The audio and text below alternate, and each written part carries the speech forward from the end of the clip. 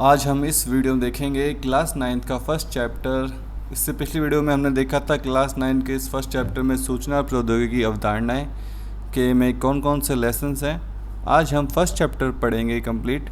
तो ठीक है, तो बने रहे इस वीडियो में लास्ट तक। तो आज हम सीखेंगे क्लास 9th का फर्स्ट चैप्टर कंप्यूटर का परिचय।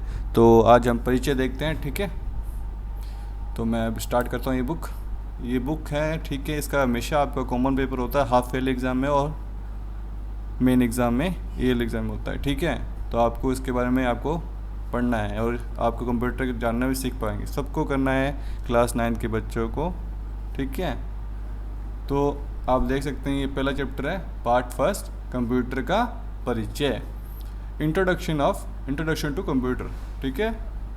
पहले हम परिचय देखते हैं कि कंप्यूटर क्या है, कैसे आविष्कार हुआ इसका, और आज के लिए कंप्यूटर का युग है। ये आपको बातें मैं पढ़ूंगा और आपको समझनी है। मैं धीरे धीरे आराम से पढ़ूंगा, आपको सिर्फ सुनना है, ठीक है। और जो चीज़ मैं आपको कहूँ ये आपको लिखनी है, पॉइंट आउट करनी है, तो वो आप पॉइंट आउट करके लिख सकते हैं, अपने नोट्स बना सकते हैं अपनी कॉपी में, ठीक है। क्योंकि मैं रोज़ एक नई वीडियो डालूंगा, इसमें रोज़ एक नया चैप्टर कराऊँगा। तो आप स्टार्टिंग से मेरे साथ बने रहेंगे तो अपने नोट्स अच्छे बना लेंगे एग्ज़ाम आने तक, ठीक है। और इसका एग्ज़ाम होता है, ठीक है, 80 नंबर का एग्ज़ाम आता है, पेपर होता है, हाफ ईयरली एग्ज़ाम और मेन एग्ज़ाम ईयरली एग्ज़ाम होता है, ठीक है। तो पढ़ते हैं इसका परिचय, इंट्रोडक्शन।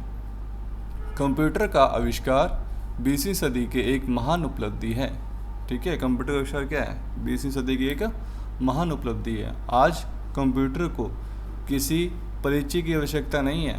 परिचय की आवश्यकता क्यों नहीं? क्योंकि हम जानते हैं कंप्यूटर का क्या क्या यूज़ है। आजकल हम जानते हैं सब कंप्यूटर से काम होता है। जैसे आज का जीवन प्रत्येक क्षेत्र में कंप्यूटर का उपयोग किया जाता है। प्रत्येक जीवन के प्रत्येक क्षेत्र में कंप्यूटर का उपयोग किया जाता है। जैसे कि वैज्ञानिक अनुसंधान, व्यापार, उद्योग, पर्यावरण, मौसम विज्ञान, अंतरिक्ष अभियान, संचार, यातायात, चिकित्सा, शिक्षा, मनोरंजन आदि सभी क्षेत्रों में कंप्यूटर का उपयोग अपरिहार्य हो चुका है। विश्व भर के कंप्यूटर के परस्पर जुड़ाव से बने संचार तंत्र, इंटरनेट का प्रभाव इतना ज़बरदस्त रहा है कि इसने एक नए युग, सूचना प्रौद्योगिकी का युग का सूत्रपात कर दिया है। आज के इस सूचना प्रौद्योगिकी के युग में कंप्यूटर के बिना जीवन की कल्पना करना असंभव है। मानवता के विकास के सभी क्षेत्रों में कंप्यूटर का योगदान रहा है। कंप्यूटर ने अनेक जटिल समस्याओं को सुलझाया है, ठीक है। जैसे जटिल समस्या कैसे, जैसे अपने कोई सोल्यूशन करना किसी चीज़ को, अपन को कोई टाइम कर ले। छोटा एग्जाम्पल मान ले, जैसे कोई बड़ी कैलकुलेशन है, छोटी कैलकुलेशन तो अपनी कर ले, जैसे 2 + 2 = 4। अब बड़ी कैलकुलेशन करनी है तो अपने कंप्यूटर 1 सेकंड में, चुटकियों में सॉल्व कैलकुलेशन कर देता है। तो उसने अपनी समस्या को सुलझाया है तथा बहुत से असंभव कार्यों को संभव बनाया है। भारत जैसे विकासशील देश के लिए तो कंप्यूटर अत्यंत ही आवश्यक है, क्योंकि कंप्यूटर राष्ट्र की आर्थिक स्थिति को सुधारने में महत्वपूर्ण भूमिका निभा सकते हैं, ठीक है। अब नेक्स्ट स्टडी देखते हैं, कंप्यूटर की परिभाषा, डेफिनेशन ऑफ कंप्यूटर। अब कंप्यूटर की परिभाषा है, ये आपको अब कॉपी में नोट कर लेनी है। जैसे मैं बोलूँ, कंप्यूटर शब्द की उत्पत्ति कंप्यूट शब्द से हुई है, जिसका अर्थ है गणना करना या गिनती करना।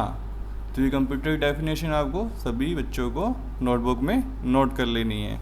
कंप्यूटर की परिभाषा लिखना है, फिर ठीक है, फिर यहाँ पे लाइन लगा के इसकी परिभाषा में ये सब लिखना है जो मैं बोल रहा हूँ। वास्तव में कंप्यूटर के आविष्कार का मूल उद्देश्य शीघ्र गणना करने वाली मशीन का निर्माण करना ही था, किंतु आज कंप्यूटर द्वारा किए जाने वाला 80% से अधिक कार्य गणितीय और सांख्यिकी प्रकृति का नहीं होता। अतः कंप्यूटर को मात्र एक गणना करने वाली युक्ति के रूप में परिभाषित करना, इसके 80% कार्य को उपेक्षित करना है। कंप्यूटर में गणना करने की क्षमता के अतिरिक्त तार्किक शक्ति एवं मेमोरी का भंडार होता है। तो कहने का मतलब क्या कह रहा है कि इसमें गणना करना भी शामिल है, साथ में ये क्या करता है, कंप्यूटर गणना करने की क्षमता के अतिरिक्त तार्किक शक्ति और मेमोरी को, यानी कि मेमोरी भी इसमें स्टोर कर सकते हैं अपने, तथा पलक झपकते ही यह निर्देशों की पालना कर सकता है। और जो अपने इसको निर्देश देंगे उसको पलक झपकते मतलब बहुत ही फास्ट सेकंड में, नैनो सेकंड में ये उसका आंसर देगा अपने को। तो ये डेफिनेशन आपको नोटबुक में नोट कर लेनी है कंप्यूटर की परिभाषा। नेक्स्ट चलते हैं पेज पे। ये अपना प्यारा कंप्यूटर जो आपने देखा होगा अपने लैब में, क्लास 9 के बच्चों ने लैब में गए होंगे आईसीटी की लैब में, तो उसमें आपने देखा होगा ये कि एसिड लैब में ये कंप्यूटर रखा होता है, चल रहा होता है, ठीक है। इसमें ये किसको आपने, मैं बताता हूँ आपको, इसको बोलते हैं एलसीडी स्क्रीन बोलते हैं, मॉनिटर बोलते हैं अपने इसको मॉनिटर बोलेंगे। इस पार्ट को जो ये ब्लैक है इसको बोलेंगे सीपीयू, ये माउस और ये कीबोर्ड, ठीक है, और ये स्पीकर्स, ठीक है, छोटे छोटे ये 2 स्पीकर लगे हुए हैं। तो ये कंप्यूटर का चित्र है। अब देखते हैं कंप्यूटर की अधिमान्य परिभाषा निम्न है। कंप्यूटर एक स्वचालित यानी कि खुद द्वारा चालित इलेक्ट्रॉनिक मशीन है जिसमें हम अपरीक्षित आंकड़े देखकर प्रोग्राम के नियंत्रण द्वारा उन्हें अर्थपूर्ण सूचनाओं में परिवर्तित कर सकते हैं। अपरीक्षित आंकड़े जैसे कि इसको क्या बोलते हैं, रो डाटा, सूचनाओं, आंकड़ों आदि के रूप में कंप्यूटर को दिए जाने वाले आगम यानी कि जो इनपुट्स देते हैं अपने, उसके अंदर जो भी आपको इनपुट्स देना है। उदाहरण के लिए यदि हम किसी कक्षा में विद्यार्थी के अंक का तालिका बनाना चाहते हैं, जैसे आपके एक स्टूडेंट्स हैं, उसके आपके जिस मार्क्स हैं, जैसे हिंदी में क्या मार्क्स हैं आपके, इंग्लिश में क्या मार्क्स हैं, मैथ में क्या मार्क्स, उसकी अंक तालिका बनाना चाहते हैं। उसको आप हर स्टूडेंट के अकॉर्डिंग कंप्यूटर में डाटा को फीड करना चाहते हैं, तो हम इनपुट देते हैं। जैसे किसी की 50 में से 41 मार्क्स हैं, तो अपने इसको डाटा किस में फीड कर दिया, कंप्यूटर में फीड कर दिया, ठीक है, इनपुट देके। तो इसके लिए उन विद्यार्थियों का रोल नंबर होना चाहिए, जैसे कि नाम, कक्षा, विषय, प्राप्तांक आदि की आवश्यकता होगी। इन्हीं जानकारी को अप्रेषित आंकड़े कहा जाता है, ठीक है। अप्रेषित आंकड़े समझ आए क्या हुआ, रो डाटा क्या होता है कि आप किसी विद्यार्थी की सूचना कंप्यूटर में फीड करना चाहते हैं, तो उस विद्यार्थी का एक पर्टिकुलर नाम होगा, ठीक है, एक उसका पर्टिकुलर नंबर होगा, कक्षा होगी, किस कक्षा में वह पढ़ता है, विषय होगा और प्राप्तांक होंगे, और इसी के एट्रीब्यूट के अंदर अपने इनको नीचे डाटा को फिल करते हैं। जैसे रोल नंबर की जगह विद्यार्थी का रोल नंबर आ जाएगा, फिर नाम की जगह वहाँ सारे विद्यार्थियों का नाम आ जाएगा, फिर कक्षा कौन सी में पढ़ता है और विषय उसका क्या है और प्राप्तांक उसने कितने लिए की आवश्यकता है, ठीक है। तो ये क्या बोलते हैं, ऐसे अपरीक्षित आंकड़े, ये इंग्लिश में बोलेंगे रो डाटा। अब चलते हैं नेक्स्ट लाइन में। आपको डेफिनेशन ये लिखनी है, उसके बाद अभी मैं जो बोलूँगा उसके बाद वो लिखना है, ठीक है। अब चलते हैं यहाँ से। कंप्यूटर की किसी विशिष्ट भाषा में लिखे गए निर्देशों के समूह को प्रोग्राम कहते हैं, ठीक है। प्रोग्राम क्या कहते हैं, किसी एक विशिष्ट भाषा में किए गए लिखे गए, ठीक है, जो कंप्यूटर को समझ आते हैं उसको प्रोग्राम कहते हैं और उनको निर्देश देते हैं। कंप्यूटर इन प्रोग्रामों द्वारा नियंत्रित होते हैं। किन प्रोग्रामों द्वारा, जो इसके द्वारा विशिष्ट प्रोग्राम भाषा लिखी होती है।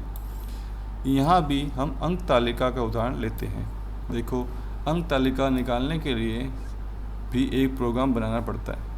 मान लीजिए, अब एक मान लेते हैं, इस प्रोग्राम से पहले निर्देश के अंतर्गत रोल नंबर भरना, जैसे अपने रोल नंबर लिखा तो उसमें रोल नंबर भरेंगे अपने, और जिसमें नाम लिखा है उसके अंदर स्टूडेंट का नाम भरेंगे। फिर कक्षा, जिस कक्षा का वो विद्यार्थी है उस कक्षा के बारे में लिखेंगे। जैसे आप 9th के हो तो 9th लिखेंगे, 10th के हो तो 10th लिखेंगे। फिर अगले निर्देशों के अंतर्गत विषयवार प्राप्तांक भरना, ठीक है, कौन सा विषय है उसका, ठीक है। उसके बाद वह प्रोग्राम पलक झपकते ही बिना किसी मानवीय श्रम के सभी प्राप्तांकों का योग, प्रतिशत, श्रेणी कौन सी आई है और वरीयता क्या क्रमांक है उसका आदि की जानकारी दे देगा, ठीक है। ये आपको पॉइंट समझ आ गया तो ठीक है, चलते हैं नेक्स्ट पे। अर्थपूर्ण सूचनाएं, मीनिंगफुल इंफॉर्मेशन, यानी कि अर्थपूर्ण सूचनाएं, मीनिंगफुल इंफॉर्मेशन कंप्यूटर प्रोग्राम के माध्यम से प्राप्त होने वाले वे परिणाम जिनसे कोई अर्थ निकलता हो तथा वे उपयोगी अर्थपूर्ण सूचनाएं अव्यवस्थित एकाकी मूल आंकड़ों को व्यवस्थित रूप है। उदाहरण के लिए अंक तालिका में जब परिणाम के रूप में प्राप्त अंकों का योग, प्रतिशत, श्रेणी, वरीयता क्रमांक आदि निकालते हैं तो इन्हें अर्थपूर्ण सूचनाएं कहा जाता है।